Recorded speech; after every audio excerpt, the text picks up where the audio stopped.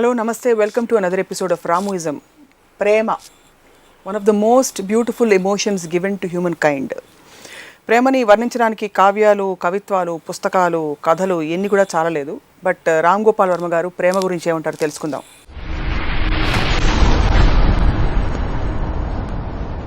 వర్మ గారు, బోల్డ్ అండ్ గంపడంత ప్రేమతో మీకు స్వాగతం.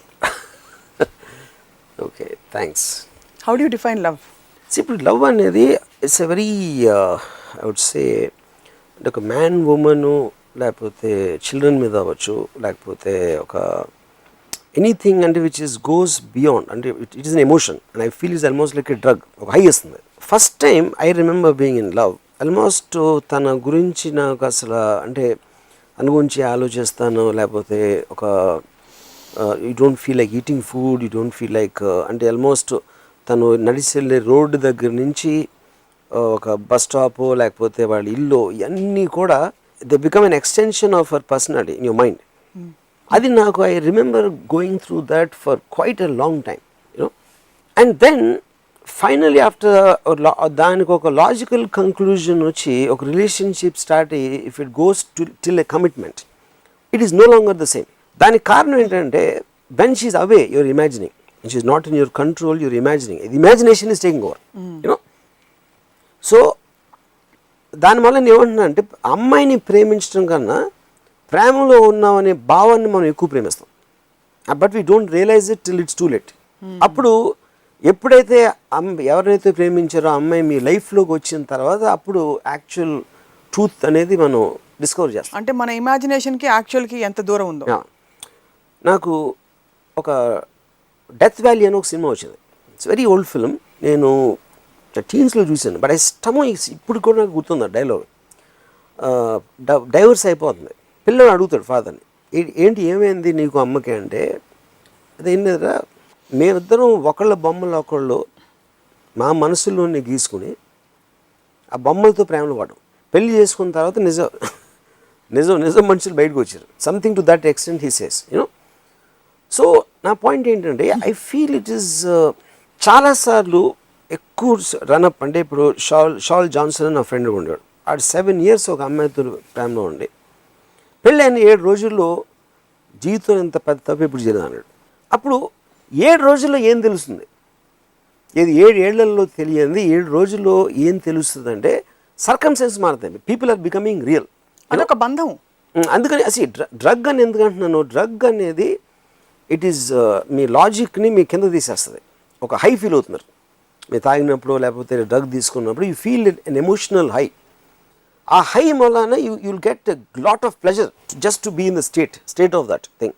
కానీ ఆ హై ఎప్పుడైతే ఎప్పుడు దిగిపోతుంది, 2 things. ఐదర్ మీకు ఫిజికల్ కాంటాక్ట్ అనేది ఒక మోతాదు మించి వెళ్ళిపోయినప్పుడు అది పోతుంది. రెండోది మనకు తెలియని విషయాలు ఒకరి గురించి ఒకళ్ళు తెలుసుకున్న మలాన ఆ సిచ్యువేషన్స్ అంతకుముందు మనం ఎన్కౌంటర్ చేయలేదు కాబట్టి that will disturb that high and it won't come back again. So I think ఇది ఒక చాప్టర్, ఒక element.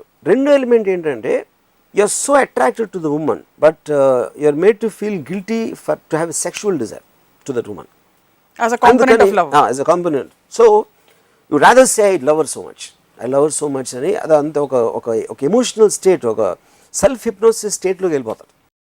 I went through that many times in my teens.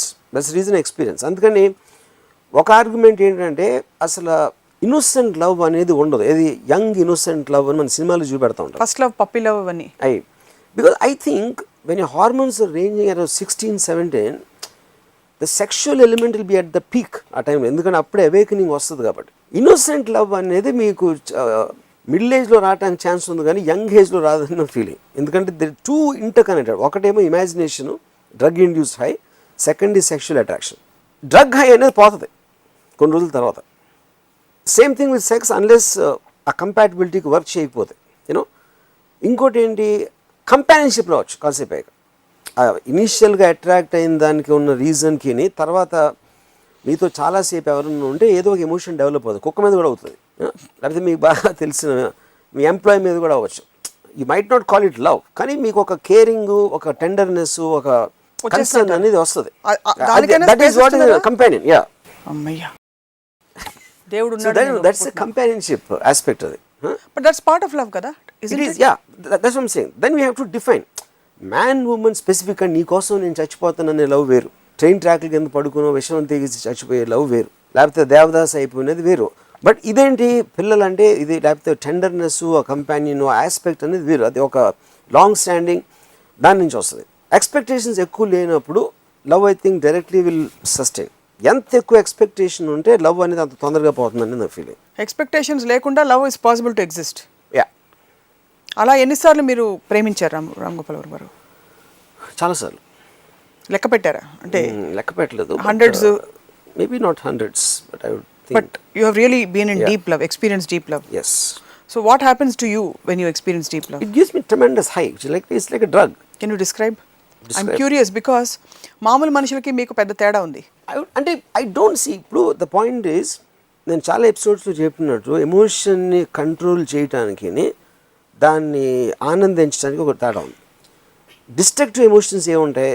It's like భయం, జెలసీ, యూనో, ఇలాంటి aspects they are creating a negative energy. Love అనేది it creates a positive energy because it is giving you a nice feeling. But మీ కాంటెక్స్లో love అంటే only sexual attraction కదా? Not necessary. That's అదే నేను అక్కడ difference ఎందుకు చెప్పింది. సి, ఇప్పుడు I now graduated to sexual love. ఎందుకంటే నాకు ఇప్పుడు టైం లేదు, I'm too busy, so I don't have time to fall in love anymore. కానీ ఆ టైం ఉన్నప్పుడు I use to enjoy that feeling of being in love. See, everything మీకు అప్పుడున్న సందర్భం, పరిస్థితి బట్టి వస్తుంది. అవును. అప్పుడేంటి, ఒక ప్రేమలో ఉండటానికి లేకపోతే ఒక గ్లాసు, ఒక బాటిల్ వైన్ తాగడానికి ఫండమెంటల్ డిఫరెన్స్ లేదు. Of course they both are two different feelings, but both of them give an emotional high. Beyond context of man women love ఇంకొక కైండ్ ఆఫ్ లవ్ ఉంటుందని మీరు ఒప్పుకుంటారా ప్రపంచంలో? See, that's what I'm saying. అది కానీ but దానికి I wouldn't call it by definition. ఇప్పుడు caring ఉండొచ్చు, టెండర్నెస్ ఉండొచ్చు, ఒక కన్సర్న్ ఉండొచ్చు, అది కుక్క మీద దేని మీద ఉండొచ్చు, యూనో.